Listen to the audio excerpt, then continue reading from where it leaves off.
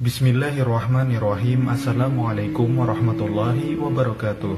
Saudara-saudaraku sekalian yang dirahmati oleh Allah Subhanahu wa Ta'ala, pada video kali ini akan kita bahas beberapa informasi tentang malam penentuan penghitungan amal seluruh umat manusia. Bulan Sya'ban merupakan bulan ke-8 dalam kalender Hijriah, bulan mulia yang mendapatkan perhatian besar dari baginda Nabi Muhammad SAW. Rasulullah telah mengingatkan kepada kita semua tentang pentingnya bulan Sya'ban ini, yang banyak orang melupakannya atau tidak memperhatikannya. Dalam sebuah hadis disebutkan yang artinya dari Usamah bin Zaid radhiyallahu anhu, ia berkata, "Aku bertanya, wahai Rasulullah, aku tidak pernah melihat engkau memperbanyak berpuasa pada suatu bulan pun sebagaimana engkau berpuasa pada bulan Sya'ban." Rasulullah menjawab, bulan Sya'ban itu adalah bulan di mana manusia melupakannya dan tidak memperhatikannya antara bulan Rajab dan bulan Ramadan. Padahal ia adalah bulan di mana diangkat dan dilaporkannya semua amal perbuatan manusia kepada Tuhan semesta alam. Oleh karena itulah aku senang amalku akan dilaporkan kepada Allah Subhanahu wa Ta'ala ketika aku sedang berpuasa. Hadis riwayat An-Nasa'i. Hadis tadi menunjukkan kepada kita semua mengenai kemuliaan bulan Sya'ban yang begitu diperhatikan oleh Rasulullah SAW.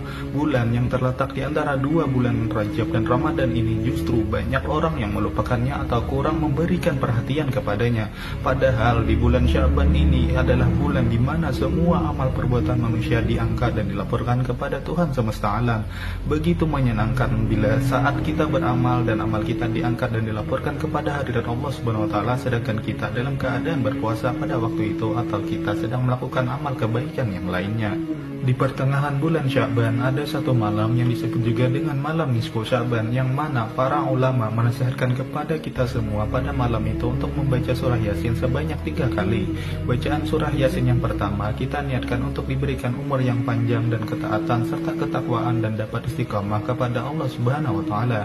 Bacaan surah Yasin yang kedua kita niatkan untuk diberikan rizki yang halal dan menolak segala bala.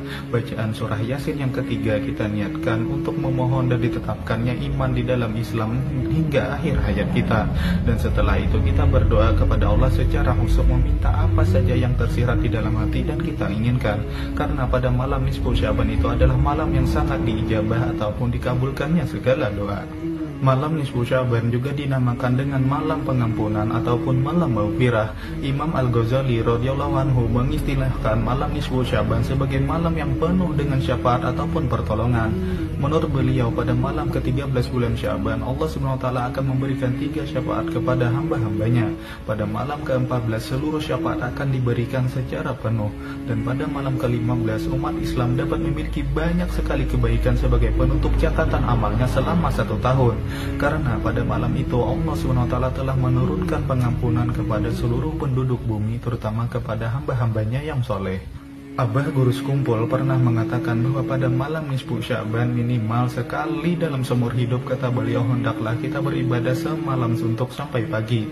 Kalau tidak mampu semalam suntuk, hendaklah beribadah setengah malam, hitungannya 6 jam. Dan kalaupun tidak mampu setengah malam, hendaklah beribadah di sela waktu maghrib sampai salat isya berjamaah dan salat subuhnya berjamaah. Dan kalaupun tidak bisa juga, maka cukup ibadahnya di antara waktu maghrib sampai salat isya berjamaah saja, dan berniat di dalam hati untuk bangun sholat subuh berjamaah.